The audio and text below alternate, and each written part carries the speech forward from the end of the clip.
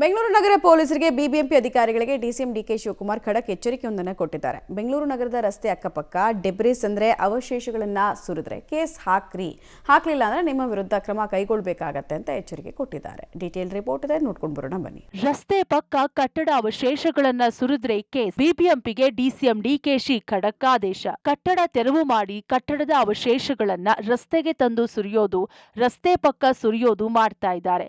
ಬೆಂಗಳೂರಿನ ಬಹುತೇಕ ಕಡೆ ಹೀಗೆ ಮಾಡಿ ನಗರದ ಸೌಂದರ್ಯ ಹಾಳು ಮಾಡ್ತಾ ಇದ್ದಾರೆ. ಡಿಕೆ ಶಿವಕುಮಾರ್ ನಿನ್ನೆ ನಗರ ಪ್ರದಕ್ಷಿಣೆ ವೇಳೆ ಯಶವಂತಪುರ ಫ್ಲೈಓವರ್ ಪಕ್ಕ ಕಟ್ಟಡಗಳ ಅವಶೇಷಗಳನ್ನು ಸುರಿದಿದ್ದನ್ನ ಕಂಡು ಯಾರು ಸುರಿದಿರೋದು ಅಂತ ಬಿಬಿಎಂಪಿ ಕಮಿಷನರ್ ಮತ್ತು ಬಿಬಿಎಂಪಿ ಮುಖ್ಯ ಇಂಜಿನಿಯರ್ ಪ್ರಹ್ಲಾದ್ರನ್ನ ಪ್ರಶ್ನಿಸಿ ಗರಂ ಆಗಿದ್ದಾರೆ.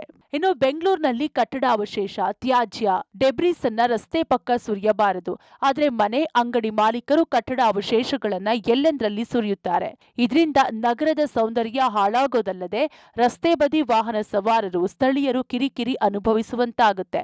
ಇದರಿಂದ ಬೆಂಗಳೂರು ಪೊಲೀಸರಿಗೆ ಮತ್ತು ಬಿಬಿಎಂಪಿ ಅಧಿಕಾರಿಗಳಿಗೆ ಕ್ರಮ ವಹಿಸಲು ಡಿಸಿಎಂ ಡಿಕೆ ಶಿವಕುಮಾರ್ ಸೂಚಿಸಿದ್ದಾರೆ.